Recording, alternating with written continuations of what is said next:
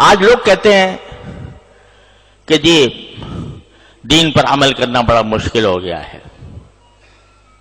سارا معاشرہ بگڑا ہوا ہے، رشوت کا بازار گرم ہے، ہم کاروبار کریں تو کیسے کریں، بغیر رشوت کے کام نہیں ہوتا، ہم بازار میں نکلتے ہیں، گھر سے باہر نکلتے ہیں تو نگاہوں کو پناہ نہیں ملتی، اور نگاہوں کو کیسے بچائیں؟ مجلسوں میں بیٹھتے ہیں تو غیبتیں شروع ہو جاتی ہیں، کیسے بچائیں جبکہ پوری مجلس جو ہے وہ غیبتوں سے گرم ہے؟ کیسے بچائیں؟ تقاضا ہوتا ہے نماز باجماعت کا، اور ہم ایسے ماحول میں رہ رہے ہیں جہاں کسی کو فکر نہیں ہے، تو ہمارے دل میں بھی رکاوٹیں پیدا ہو جاتی ہیں۔ غرض سارا ماحول ایسا بگڑا ہوا ہے کہ اس میں ایک تنہا آدمی کیسے اس طوفان کا مقابلہ کرے؟ تو یہ دعا اللہ تعالیٰ نے تلقین فرمائی، ارے بھائی اگر مشکل پیش آ رہی ہے، دشواری ہو رہی ہے، پریشانی ہو رہی ہے، تو کیوں ہم کو نہیں پکارتے؟ کیوں ہم سے نہیں کہتے؟ کہو ربنا آتنا من لدنک رحمتا وہیئ لنا من امرنا رشدا۔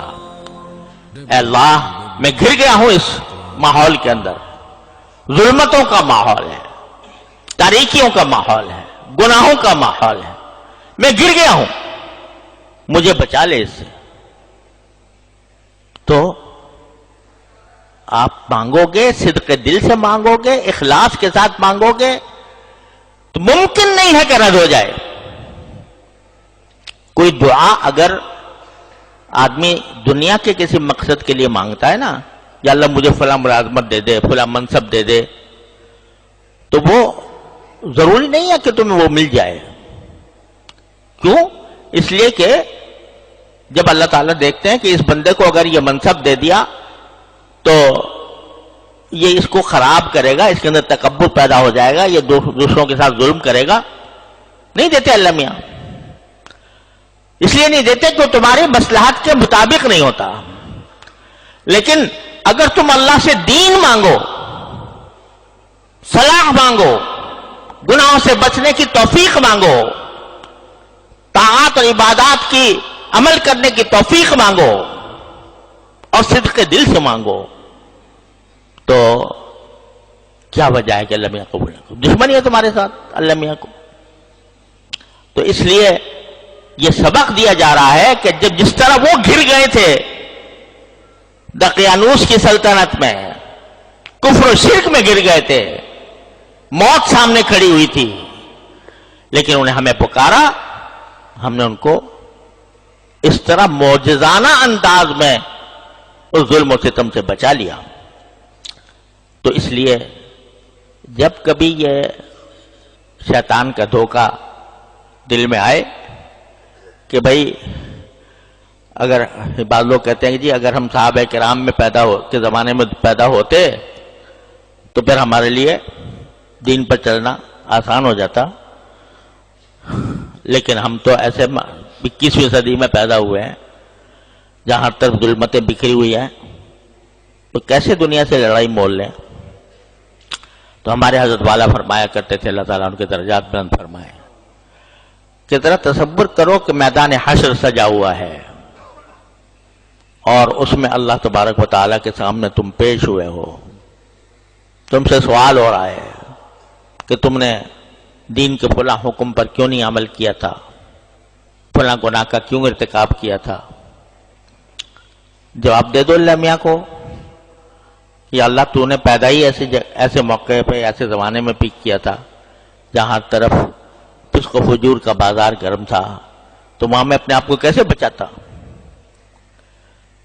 تو اللہ تعالیٰ اس کے جواب میں اگر یہ فرمائے کہ اگر تمہیں مشکل پیش آ رہی تھی مجھ سے کیوں نہیں مانگا؟ میں نے جگہ جگہ قرآن کریم میں فرمایا ان اللہ علی کل شیء قدیر۔ کیا میری قدرت پر بھروسہ نہیں تھا؟ کیا میری رحمت پر بھروسہ نہیں تھا؟ کیوں نہیں مانگا مجھ سے؟ اخلاص کے ساتھ کیوں نہیں مانگا؟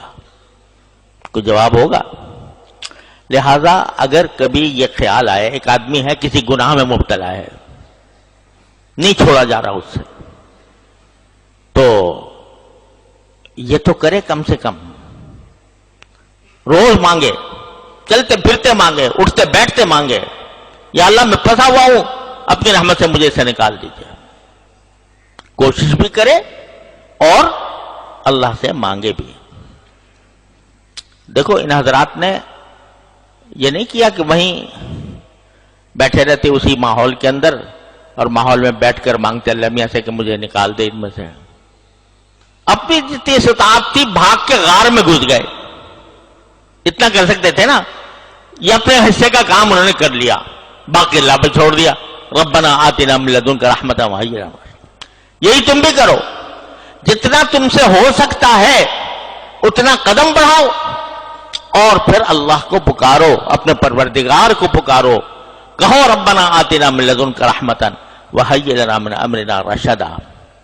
اس کے باوجود تو دیکھنا تم انشاءاللہ ثم انشاءاللہ تمہاری زندگی میں انقلاب آ جائے گا۔ اور اگر بالفرض نہ آیا جبکہ تم نے کوشش بھی جاری رکھی تھی اور اللہ سے مانگتے بھی رہے تھے، تو کم از کم اللہ میاں کے سامنے یہ کہنے کو تو ہوگا یا اللہ ہم نے تو مانگا تھا آپ سے، ہم نے کوشش بھی کی تھی، مانگا بھی تھا۔ تو اللہ میاں اس کو نامراد نہیں کرتے۔